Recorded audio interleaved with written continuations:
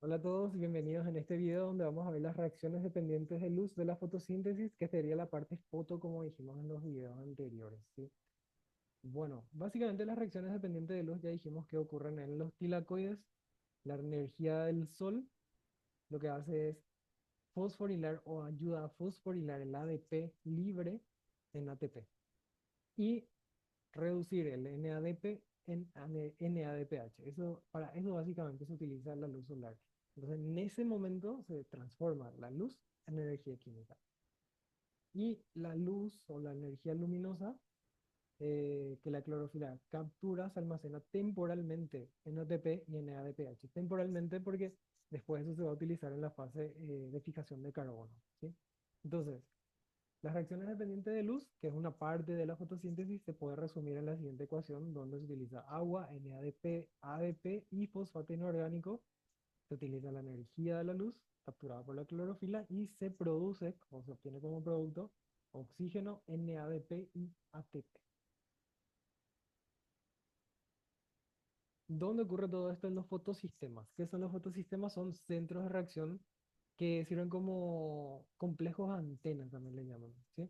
Entonces las reacciones dependientes de luz de la fotosíntesis inician cuando la clorofila A que vimos en el video anterior o cualquier otro pigmento accesorio como los carotenoides absorben la luz. La luz del sol llega, excita a la clorofila o a los carotenoides y cada complejo antena absorbe energía luminosa y transfiere directamente a un centro de reacción que básicamente son moléculas de clorofila y proteínas que participan en esta fotosíntesis.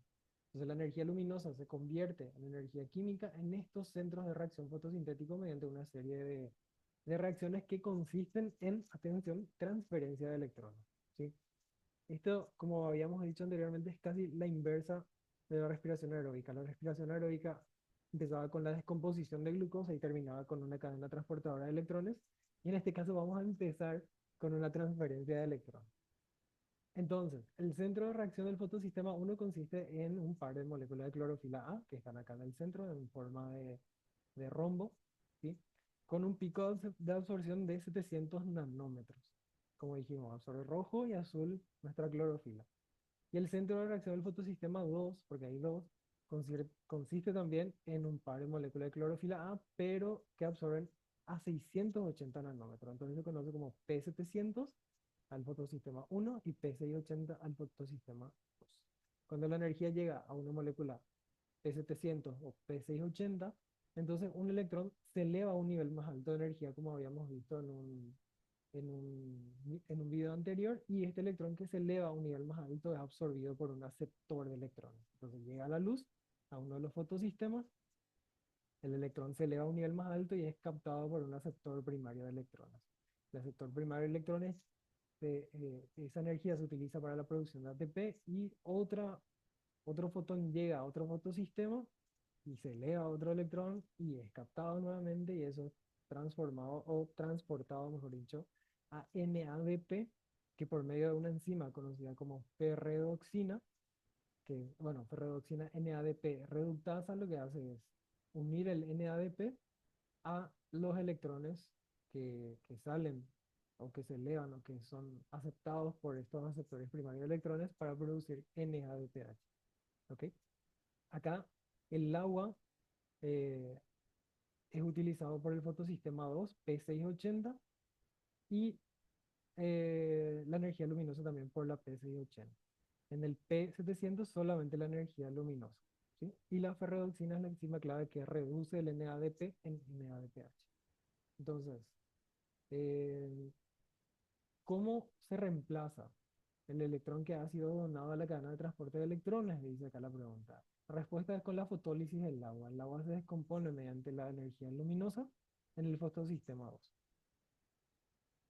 Realmente la luz lo que hace es descomponer el agua de manera indirecta al hacer que el P680 se oxide. El P680 se oxida, pierde electrones, entonces eso hace que estire los electrones del agua y el agua se rompe, ¿sí? Y ahí se libera el oxígeno que después se libera en el aire y nosotros respiramos. El transporte acíclico, ¿por qué? Porque no vuelven, ¿sí? Sigue una cadena o un ciclo continuo, no vuelve a generarse lo que ya se perdió. Entonces, hay también un transporte cíclico de electrones que produce ATP, pero no NADPH. Solo el fotosistema 1 está implicado en el transporte cíclico de electrones. ¿Sí? Transporte cíclico solamente el fotosistema 1. En presencia de luz, los electrones se mueven a través de la cadena de transporte de electrones dentro de la membrana del tilacoide. ¿Qué diferencia hay entre transporte acíclico y cíclico? Bueno, la fuente de electrones en el transporte acíclico es el agua y en el cíclico no hay fuente de electrones. Los electrones ya están circulando en el sistema. Si nos fijamos, acá es acíclico, el agua es el que da los electrones. Y en el cíclico, donde está el fotosistema 1, ya hay electrones que están circulando, entonces no se descompone agua.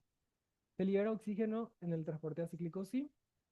En el cíclico no se libera oxígeno. ¿Quién acepta los electrones del acíclico? El NADP. Y en el transporte cíclico, nadie. Los electrones están moviéndose por el sistema, acuérdense, como podemos ver acá. ¿Sí? Acá ya no hay nadie, acá ya hay cadena o una corriente de electrones.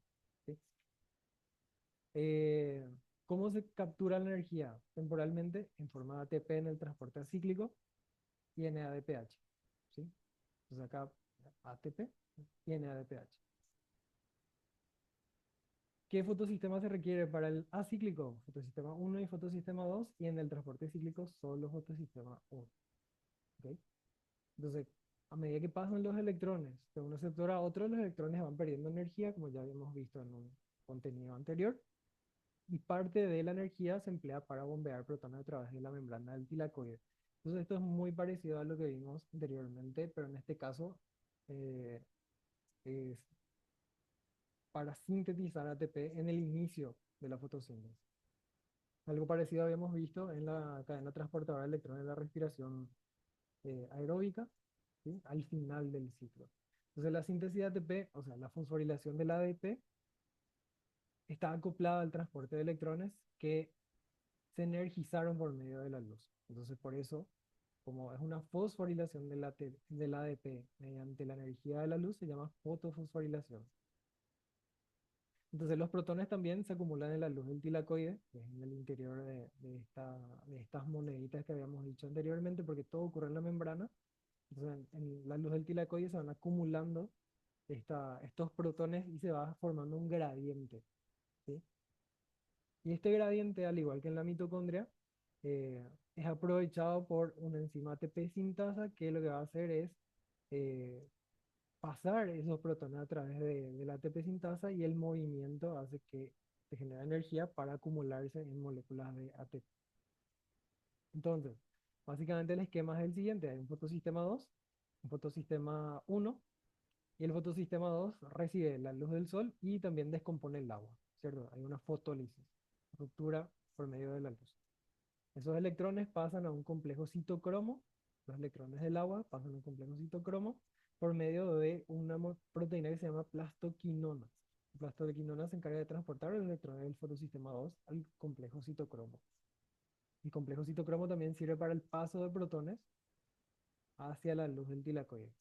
El complejo citocromo también le pasa ese electrón a la plastocianina, que se encarga de llevar los electrones al fotosistema 1, que a su vez también vuelve a energizar esos electrones con la luz.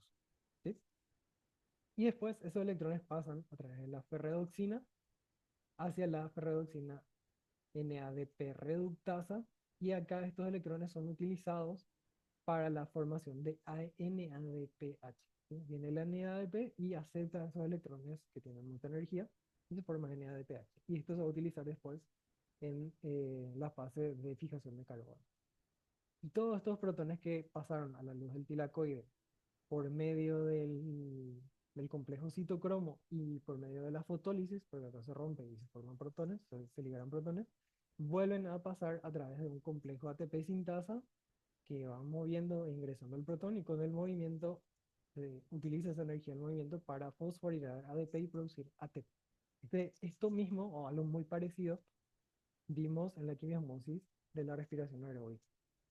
Ahí vemos un poquito más grande, y acá hay una comparación entre la fotosíntesis y la respiración aeróbica.